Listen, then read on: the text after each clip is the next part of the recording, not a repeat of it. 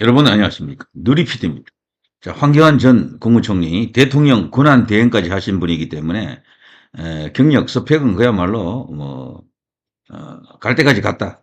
더 이상 오를 곳이 없는 분. 이분도 사실 대권에 대한 야심을 갖고 있는 분이죠. 야심이라기보다는요. 그런 의지를 갖고 있습니다.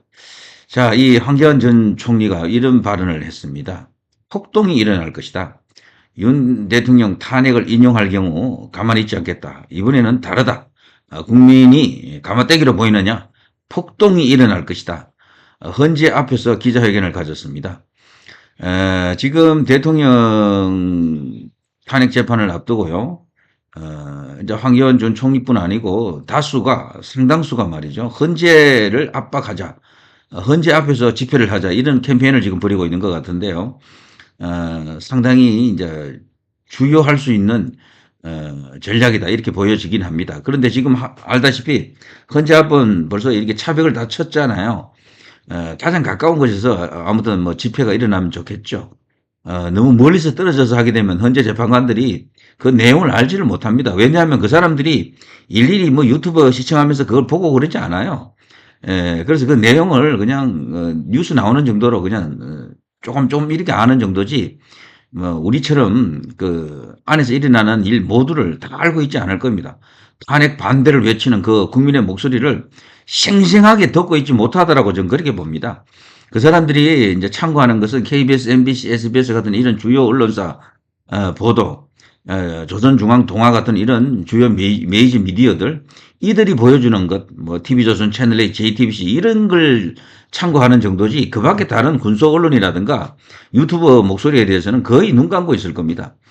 그래서 우리가 보는 관점과 느끼는 어떤 체감 지수와 그 사람들이 느끼는 뭐 체감 지수, 관점 이런 것들은 완전히 다를 가능성이 굉장히 크죠.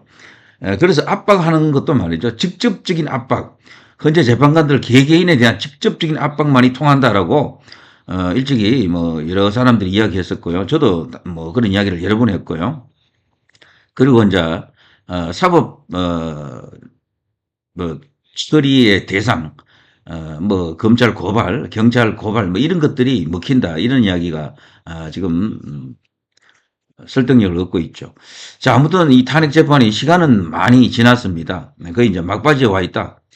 등산으로 치면 9분 능선까지 왔습니다. 여기서 대반전, 대파란이 이제 일어나기를 바라는 마음에서 다들 정말 노심초사하고 있죠.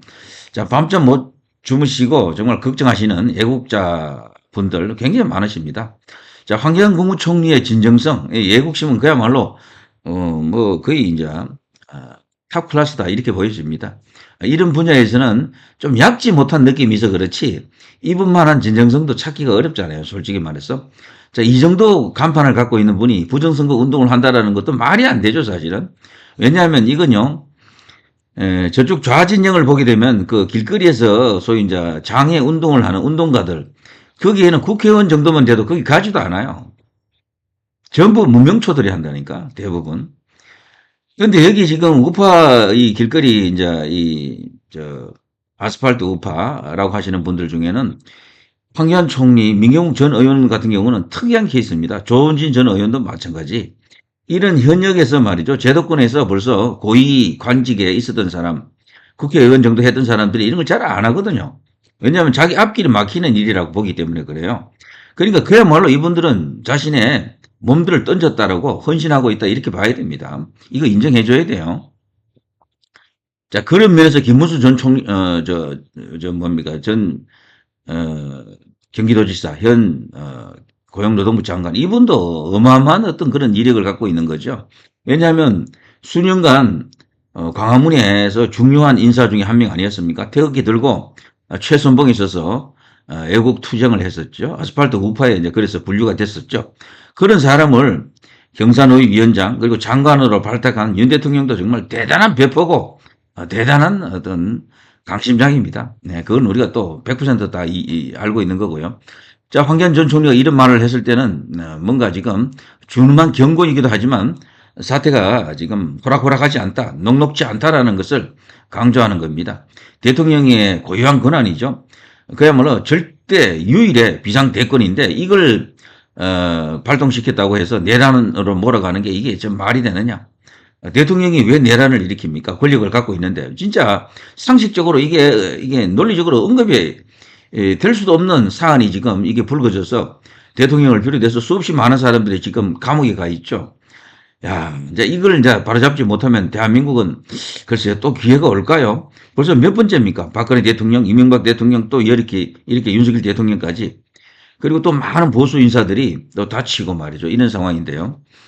자, 황교안 전 총리가 이끄는 부방대는 부정선거 부패 방지대는 1월 24일부터 접수한 윤 대통령 탄핵 기각 촉구 전화에 3월 4일까지 105만 명이 연락했다라고 밝혔죠. 전화를 직접 걸어야 됩니다. 이거는.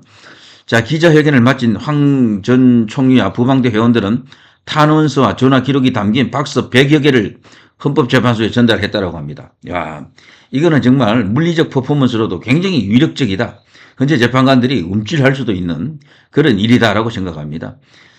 단순히 그냥 서명을 받은 게 아니고 전화를 직접 걸어서 이렇게 나온 106만이라고 하는 숫자이기 때문에 이거는 그야말로 굉장한 퍼포먼스가 되겠다 이런 생각이 듭니다.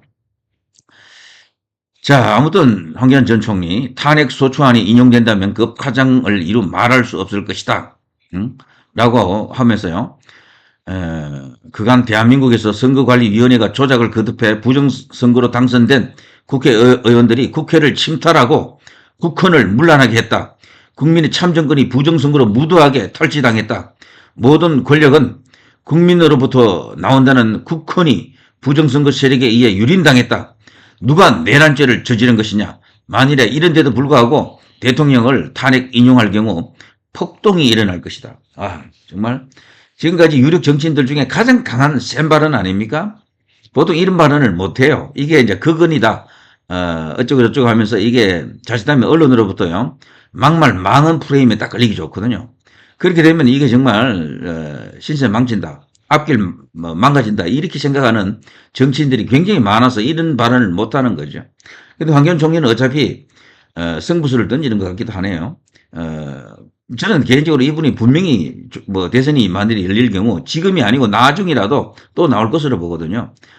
그동안 이제 낮은 지지율 이런 것 때문에 참 여러 가지 이제 고민이 많을 텐데, 근데 이런 강한 투사적 모습, 결기 강단, 이런 전투력 이것만이 황교안을 다시 부활시킬 가능성이 크겠죠.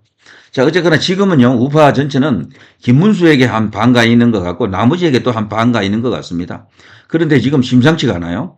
조중동을 비롯한 이 소위 이제 그동안 보수 언론 혹은 보수와 그래도 맥이 좀 다 있는 이 언론들이 돌연 한동훈으로 달려가더라고요. 한동훈 지금 요즘 홍보하는 건 난리 났죠. 전부 다. 왜냐하면 이게요, 명태균이 없었으면 오세훈으로 갔을 겁니다. 그들이. 근데 오세훈이가 지금 명태균에게 딱 지금 발목 잡혔어. 홍준표도 마찬가지예요. 이게 간단하지가 않습니다. 그래서 선수를 교체한 것 같은 느낌이 드는데 여러분 보시기에도 그렇죠. 그러면 결국에는요. 그 조중동 혹은 TV조선 채널A, JTBC 이들은 김문수를 선택하지 않습니다. 그들하고는 코드가 안 맞아요. 여러 가지 이슈가 있습니다. 박근혜 대통령을 바라보는 어떤 그런 시각이나 그런 인식도 그들과 다르고, 그리고 김문수 장관이 또 광화문에서 또 오랫동안 그런 어떤 애국 활동을 했다라는 것도 그들과 또 입맛이 안 맞는 거예요. 그리고 부정선거에 관해서도 김문수 장관은 다소 부정선거에 문제점을 지적하면서 이거는 전면적인 수사가 필요하다는 수준까지 가 있거든요. 물론 저 황교안 총리라든가 뭐 민경욱 전 의원처럼 그렇게까지 발언하지는 않지만 뭔가 문제점을 갖고 있어요. 문제의식을 갖고 있거든요. 이런 것들이 이런 주요 미디어와 맞지가 않아요. 코드가 안 맞습니다. 역사인식에 있어서도 그런 어떤 주요 언론들과 또 맞지 않고요. 일본을 바라보는 시각이라든가 등등 여러 가지 어떤 요인들이 있습니다. 그리고 5.18을 바라보는 시각, 4.3을 바라보는 시각 이런 것들이 다 충돌이 일어나요. 그런 게 충돌 일어나지 않는 정치인들이 주로 오세훈, 한동훈, 뭐 유승민, 이준석, 홍준표 이런 사람들이었죠. 그래서 조중동의 입장에서는 그들 중에 한 명인데 그동안은 계속해서 선수가 바뀌어 왔었죠. 김무성에서 유승민으로 왔다가 황교안으로 갔다가 이준석으로 왔다가 그리고 한동훈으로 왔다가 오세훈으로 가다가 오세훈 명태균에 의해서 지금 아웃되면서 다시 한동훈으로 가는 그런 상황이죠. 그래서 지금 비상한 상황입니다. 여기서 한동훈을 만약에 띄우는데 성공해버리면은 뭐 배신자 프레임이 깨지는 거죠. 그래서 한동훈을 잡는 가장 좋은 방법은요, 김문수를 계속해서 띄워줘야 됩니다. 황교안도 좋지만 황교안은 지금 지지율이 없잖아요. 지지율 조사에도 나타나지 않는다고요. 이런 사람을 띄운다라는 것은 쉽지 않을 겁니다.